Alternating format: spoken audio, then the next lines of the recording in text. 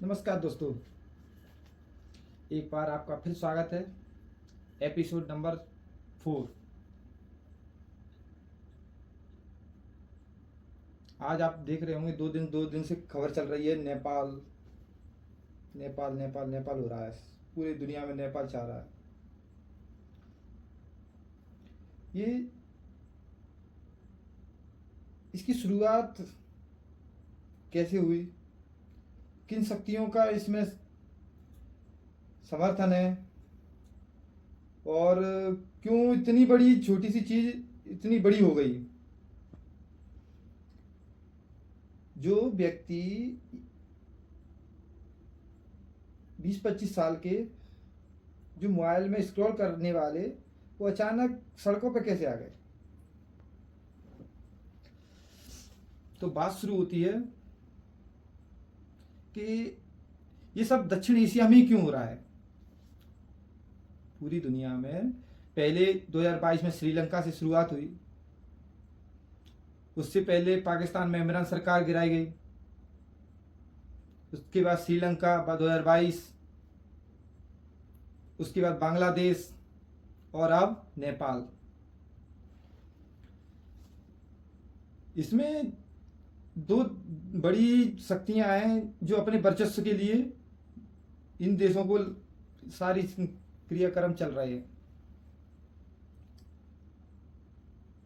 देश के राष्ट्रपति भवन को जला दिया, प्रधानमंत्री हाउस को जला दिया, संसद को जला दिया है, मंत्रियों के घरों के बंगलों को जला दिया, सारी मिनिस्ट्री जला दी। लूट पवेर। जिस देश के नागरिक हैं वो अपने देश के साथ ऐसा कैसे कर सकते हैं। जो चल रहा है वो इसी के बारे में बताएंगे। बात है 28 अगस्त 2025 की। वहां के लोकल कोर्ट ने सरकार से कहा कि जितनी भी जो सोशल मीडिया प्लेटफॉर्म है उनसे कहो कि वो 7 दिन के अंदर अपने रजिस्ट्रेशन नेपाल सरकार के अंदर करा लें। और वहां पे क्या है कि back ID, head speech, cyber crime, गलत सूचनाएं फैलाने के मैसेज, ये सारे चलते हैं सोशल मीडिया पे। तो उन्होंने कहा कि इन पे कंट्रोल करने के लिए कोर्ट ने आदेश दिया सरकार को कि जितने भी सोशल मीडिया प्लेटफॉर्म है वो अपने 7 दिन के अंदर रजिस्ट्रेशन करा लें। अब 2 सितंबर 2025 आखिरी डेट, रजिस्ट्रेशन की समय सीमा समाप्त। 4 सितंबर 2025 सरकार ने एक आदेश जारी किया। उसमें फेसबुक, व्हाट्सएप, इंस्टाग्राम, यूट्यूब, लगभग 26 सोशल मीडिया प्लेटफॉर्मों को बैन कर दिया गया। इसमें टिकटॉक था, उसने शायद बताते हैं कि रजिस्ट्रेशन करा लिया था कि नहीं कराया, ये तो पता नहीं है, पर उसको बैन नहीं किया गया था। वहां पे इसके विरोध में कई तरीका के ट्रेंड चलने लगे, जैसे nepo, hashtag nepo kids, hashtag nepo babies, hashtag backup Nepal, hashtag stop corruption, hashtag Gen Z Nepal. इस तरीके के हैशटैग यानी ट्रेंडिंग करने लगे। ये सब चल ही रहा था। सरकार को पता नहीं पता चला है या ना चला है, ये प्रदर्शन धीरे धीरे बड़ा होता चला गया। एक वहां के मेयर थे काठमांडू के, उनने एक पोस्ट की। उस पोस्ट पर कम से कम 3 से 4 लाख रिएक्शन। वो पोस्ट जेएनजी जो प्रदर्शन किया था ना, उनके समर्थन में थी। अब जेएनजी क्या है? जेएनजी जो लगभग 1997 से लेकर 2012 के बीच में जन्मे बच्चों को जनरेशन जेड, जेएनजीज के रूप में नाम दिया गया है। ये क्या है कि ये युवा जो जनरेशन वो थी कि जब इंटरनेट और क्या नाम है अपने जो मीडिया सब कुछ आ चुका था। और ये इस जनरेशन के हर एक के सोशल मीडिया अकाउंट हैं, सारे सोशल मीडिया पे एक्टिव रहती हैं। अब सोशल मीडिया ही बैन हो गया, इनने कहा ये तो हमारी उसकी भी चल रही है। अब ये इसके साथ ही अब जब ये माने कि सरकार ने इन सोशल मीडिया प्लेटफॉर्म को बैन किया तो साथ में ही नेपाल करप्शन के भी हैशटैग जारी हो गए। इन सब के चलते चलते इन्होंने कहा था कि इस प्रदर्शन में ना तो कोई नेता, ना कोई सेलिब्रिटी, ना कोई पार्टी, हम किसी भी चीज का समर्थन नहीं ले रहे हैं। ये सारी लड़ाई किसके लिए है? जेनजीज। जो भी नेता होंगे वो भी जेनजी रहेंगे। एक व्यक्ति हुए थे सुदान गुरुंग, अब ये कौन आ गए? एक हानि नेपाली नाम से एक एनजीओ है नेपाल के अंदर। उस एनजीओ ने 2015 में सोदान गोरुंग ने इसकी स्थापना की। इसका काम ये था कि जैसे वहाँ पे क्या नेपाल में बाढ़ और भूकंप ज़्यादा आते थे, तो इनमें जो पीड़ितों की मदद करने के लिए पानी खाना भेजना, इनके जो सदस्य थे उनको, उनका काम था इनकी मदद करना, इनको जो फंसे हुए उनको वहाँ से निकालना भूकंप और बाढ़ वगैरह में से, ये काम था। 8 सितंबर को काठमांडू में सभी जेएनजीओ को एकत्रित होने के लिए इस व्यक्ति ने सोशल मीडिया पर एक पोस्ट शेयर की कि आपको कल सुबह 11 बजे या 12 बजे सभी को इकट्ठा होना है।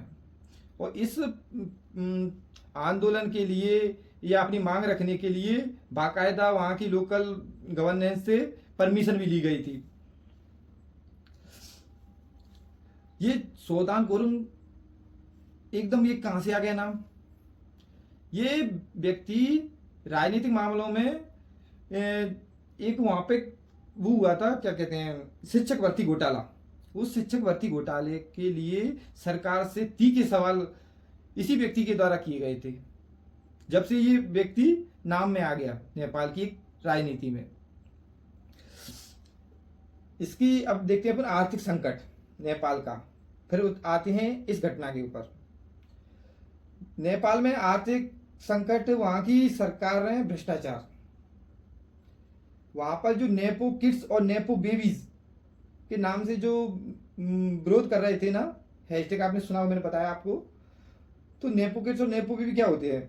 जो नेता या उनके जो परिवार वाले हैं वो रॉयल जिंदगी जीते हैं और वो उस रॉयल जिंदगी को सोशल मीडिया पर शो अप करते हैं। इसी को नेपाल के लोगों ने, जेएनजीओ ने इसे नेपो किड और नेपो बेबीज का नाम दिया। माने कि देश इतनी परेशानी में जूझ रहा है और आप इतना जो गरीबों के टैक्स का पैसा है, वहां के लोकल लोगों का पैसा है, और उसको आप परिवार भाई भतीजावाद में ही उड़ा रहे हैं। और वहां पर नेपाल में जो सरकारें हैं वो 3 व्यक्तियों के इर्द गिर्द घूमी है। लगभग 2008 में राजशाही खत्म होने के बाद सरकारें आई, लोकतंत्र बना, तो वहां पर 3 व्यक्ति हुए, ओपी कोली, पुष्प कमल दहाल प्रचंड, और तीसरे थे शेर बहादुर देवबा। इन 3 व्यक्तियों ने लगभग 17 सालों में 14 बार सरकारें गिरी। किसी भी नेता की एक लगातार पूरा कार्यकाल नहीं हुआ। अब इसी से आप अनुमान लगा सकते हैं कि किस हद तक वहां पर करप्शन हुआ होगा। एक रिपोर्ट के अनुसार लगभग 4 वर्षों में 3 सबसे बड़े घोटाले हुए। एक था 2021 का गिरिबंधु भूमि स्वैप घोटाला, इसमें लगभग 54,600 करोड़ रुपए का घोटाला हुआ था। 2023 में ओरिएंटल कॉर्पोरेटिव घोटाला, ये हुआ 13,600 करोड़ रुपए का। 2024 का कॉर्पोरेटिव घोटाला जो लगभग 70,000 यानी 70,000 करोड़ रुपए का घोटाला। अब इन घोटालों से ये स्थिति, इसकी आर्थिक संकट देख सकते हैं कि वहां की जो सरकार थी ना, वहां के जो नागरिक, एक रिपोर्ट जो यूएन की एक रिपोर्ट के अनुसार वहां पर 10% बेरोजगारी थी और जो 14 से 15 से 25 साल के बीच की जो बेरोजगारी दर थी ना, उसका तो आकलन आप कर ही नहीं सकते। 2022-23 के अनुसार ये 22.7% हो गई। हर साल 5 लाख से अधिक बेरोजगार देश के अंदर बढ़ते जा रहे थे और नौकरी का कमी आती जा रही। अब कहां से पूर्ति हो? वहां पर प्रति व्यक्ति आय यानी नॉमिनल प्रति व्यक्ति आय 1404 थी। अब इस बताओ, एक छोटा सा देश, ये स्थिति है उसकी। अब देखते हैं जो बड़ी शक्तियां हैं, तो चीन और अमेरिका। कुछ समय पहले अमेरिका ने, ट्रंप ने इसको नेपाल के प्रधानमंत्री केपी शर्मा ओली को बुलाया और उसने 500 मिलियन डॉलर की सहायता दी। अब ये सहायता, इसके पास कुछ तो है नहीं, फिर किस लिए दी? क्योंकि वहां पर चीन का एक चल रहा है प्रोजेक्ट BRI। उस प्रोजेक्ट में अभी हाल ही में नेपाल के प्रधानमंत्री को 41 मिलियन डॉलर की सहायता दी गई कि आप अपने देश की अर्थव्यवस्था को सुधारो। इसके लिए अब इन दोनों में कंपटीशन चल रहा। इस चीज से आप देख सकते हो कि वहां के जो जेनजीज प्रोटेस्ट हुआ, उसमें जब उनके झंडे और क्या नाम है, उनके जो बैनर वगैरह देखे, उसमें साफ लिखा था अमेरिकी दलाल, और उस पर बैठे थे केपी ओली। अब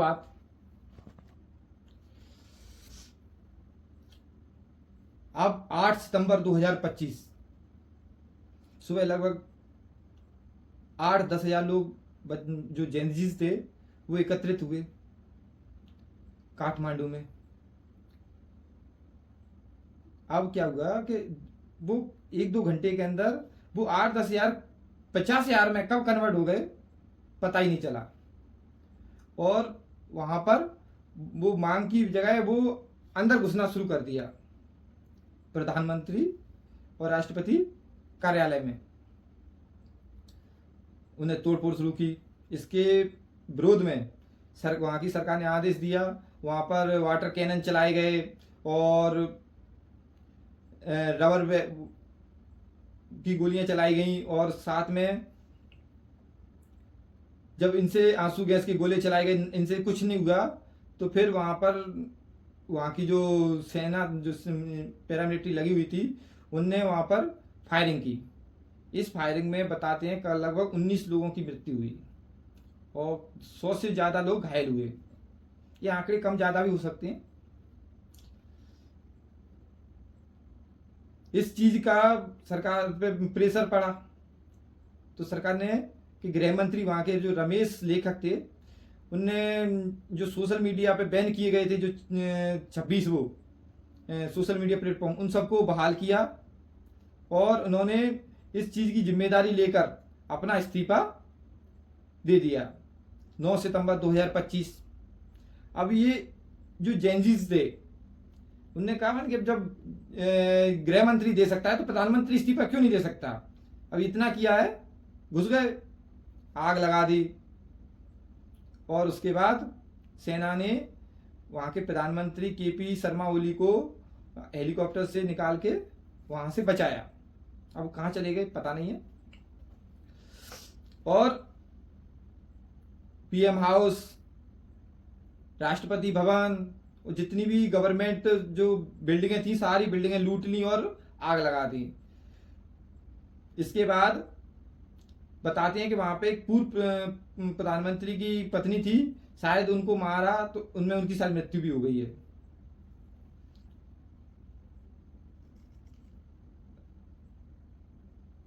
अब कई लोग अपनी दावेदारी पेश कर रहे हैं, क्या रायसाई वापस आएगी, या वहां के मेयर वो भी अपना दावा कर रहे हैं कि मैं अगला प्रधानमंत्री होऊंगा।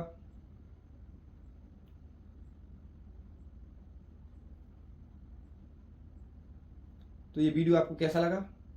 अगर वीडियो पसंद आया हो तो अपना सपोर्ट करें जय हिंद, जय भारत।